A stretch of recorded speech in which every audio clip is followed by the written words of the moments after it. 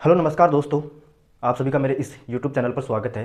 आज हम एक जीके की नई श्रृंखला शुरू करने जा रहे हैं जो लगभग हर कॉम्पिटिटिव एग्जाम में उसका क्वेश्चन पूछा गया है। तो हम इस सीरीज को शुरू करते हैं। देखो, अपना पहला क्वेश्चन है। पहला क्वेश्चन क्या कह रहा है कि डॉक्टर भीमराव अंबेडकर ने संविधान की आत्मा और हृदय किसे कहा। तो संविधान की आत्मा और हृदय किसे कहा। तो संविधान की आत्मा डॉक्टर भीमराव अंबेडकर ने संवैधानिक उपचारों के अधिकार को संविधान की आत्मा और क्या कहा, हृदय कहा। अब देखो, अपन बात करें फंडामेंटल राइट्स की बात करें, मौलिक अधिकारों की बात करें, मौलिक अधिकारों की बात करें तो मौलिक अधिकार मूल संविधान में तो कितने थे। तो मूल संविधान में कितने थे, मूल संविधान में कितने मौलिक अधिकार थे। तो मूल संविधान में 7 मौलिक अधिकार थे। और वर्तमान में कितने हैं, वर्तमान में कितने हैं। तो वर्तमान में हैं 6। कितने हैं, 6। एक संपत्ति का अधिकार था। कौन सा अधिकार, संपत्ति का अधिकार। संपत्ति का अधिकार, इसे क्या कर दिया गया, यहाँ से हटा दिया गया।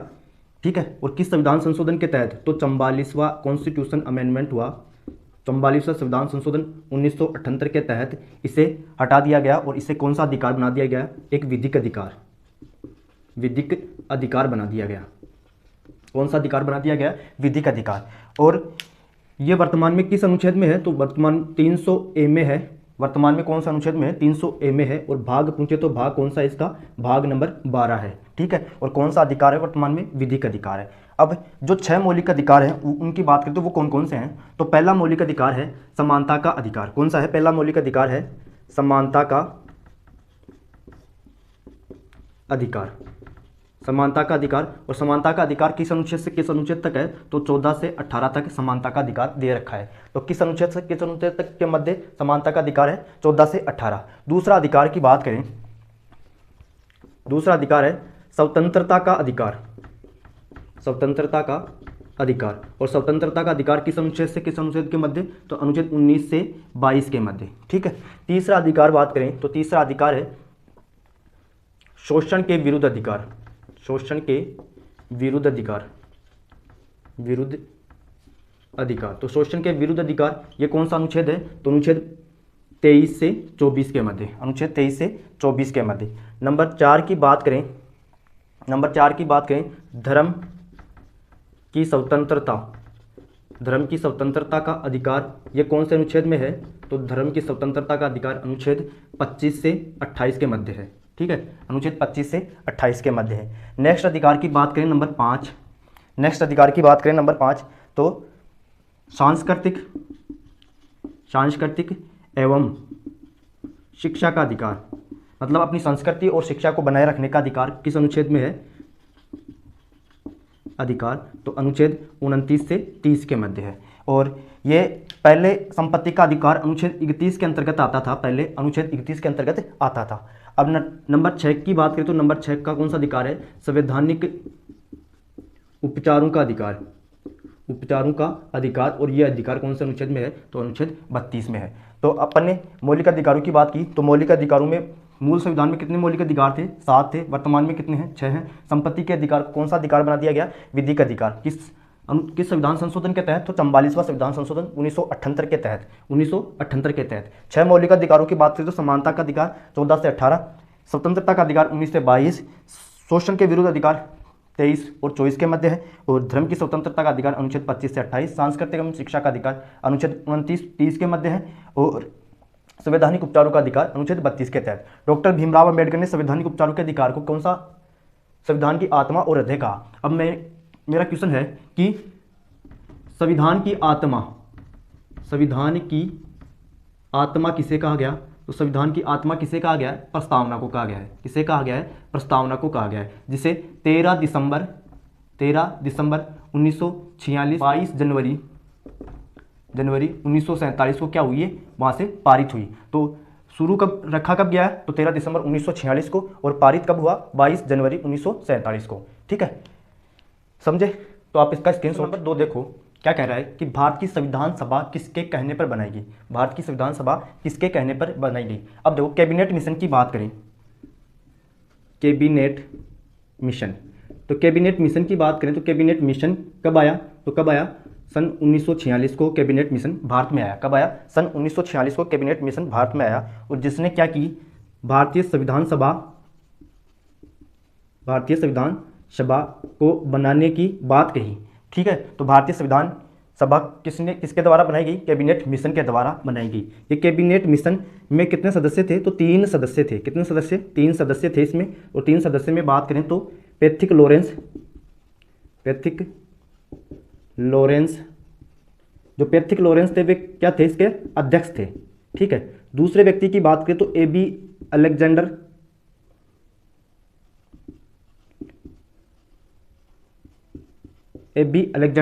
और तीसरे व्यक्ति थे साइमन क्रिप्स। तीसरे व्यक्ति कौन थे? Simon Cripps. तो 3 सदस्य थे इसमें। पैथिक लॉरेंस थे, ये इसके अध्यक्ष थे, अलेक्जेंडर थे और क्रिप्स थे।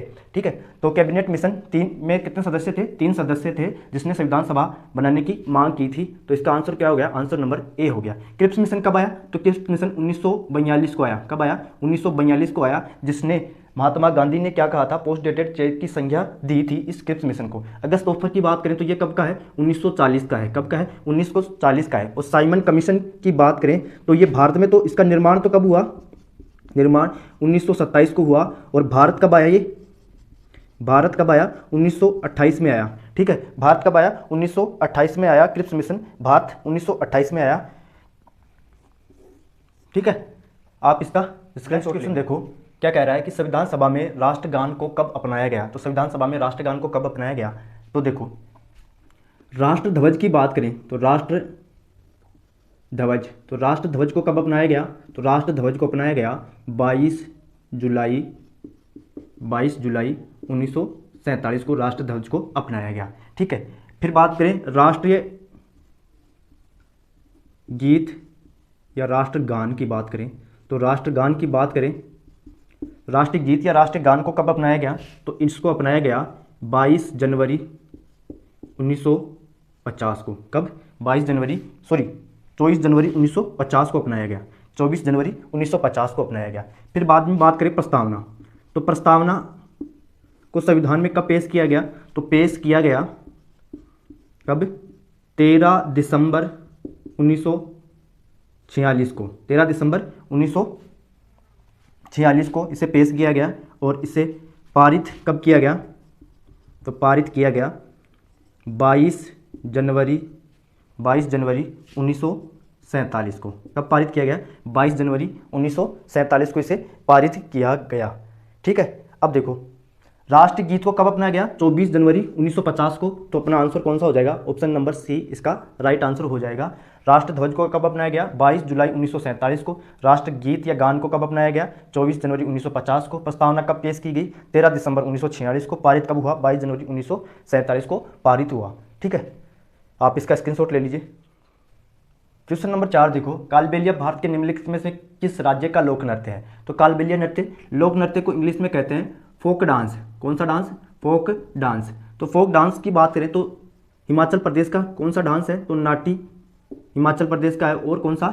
डांगी हिमाचल प्रदेश का लोक नृत्य हो जाता है। इसके बाद में राजस्थान का बात करें तो राजस्थान का कौन सा? कालबेलिया नृत्य हो गया, कालबेलिया। इसके बाद में बात करें तो तेहरताली नृत्य कहाँ का है? राजस्थान का है। इसके बाद में बात करें गेर नृत्य कहाँ का है? राजस्थान का है, जो भील जनजाति के द्वारा किया जाता है। इसके बाद में पनिहारी नृत्य कहाँ का है? राजस्थान का है। तो राजस्थान के प्रमुख नृत्य कालबेलिया, तेहरताली, पनिहारी नृत्य और एक है घूमर। तो घूमर नृत्य भी कहाँ का है? राजस्थान का है। इसके बाद में बात करें तो तमिलनाडु की, तो तमिलनाडु का कुंभी नृत्य हो गया तमिलनाडु का। और कौन सा नृत्य है? कुंभी और कावड़ी नृत्य। कावड़ी नृत्य भी कहाँ का है? तमिलनाडु का है। इसके बाद में असम की बात करें तो असम का नृत्य हो गया खेल गोपाल नृत्य। खेल गोपाल नृत्य ये कहाँ का है? असम का है। कली गोपाल नृत्य ये भी कहाँ का है? कली गोपाल नृत्य ये भी कहाँ का है? असम का है। इसके बाद में बात करें तो बिहू नृत्य ये भी कहाँ का है? असम का है। ठीक है, इसके बाद में बात करें तो कालबेलिया नृत्य को 2010 में यूनेस्को द्वारा अमूर्त सांस्कृतिक विरासत में शामिल किया गया। किसमें? अमूर्त सांस्कृतिक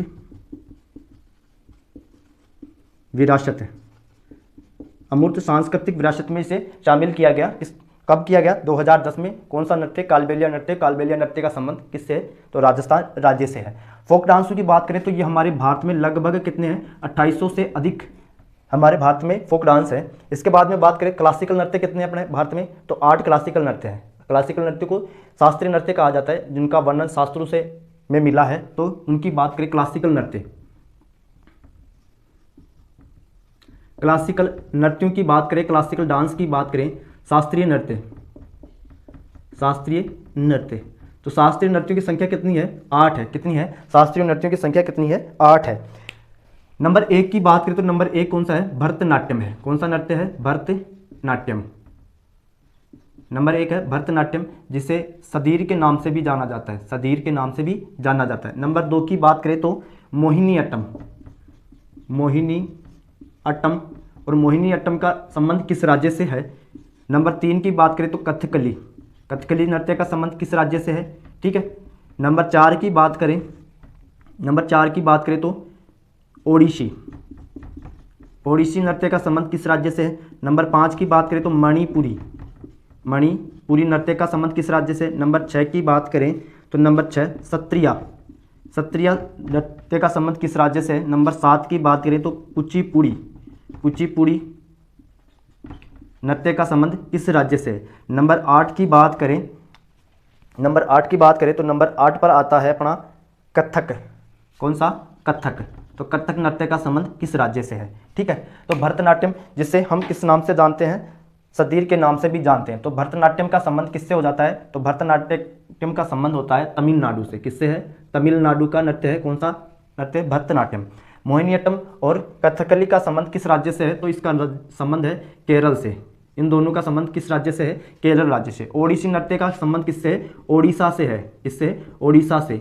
मणिपुरी नृत्य का संबंध मणिपुर से है, ठीक है, तो मणिपुर से है।